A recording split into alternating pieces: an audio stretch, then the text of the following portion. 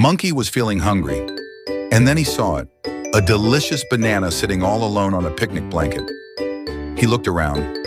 No one was there, so he took it. But what Monkey didn't know was that it belonged to his friend, Elephant. When Elephant came back and saw it was gone, he looked so sad. Monkey peeked from behind a bush, and his happy face turned into a frown. "That wasn't mine," he whispered. So Monkey walked up slowly. "I'm sorry, Elephant. I shouldn't have taken it." Elephant smiled. "Thanks for telling the truth." They shared the banana together, and their friendship felt sweeter than ever, because real friends respect what's not theirs.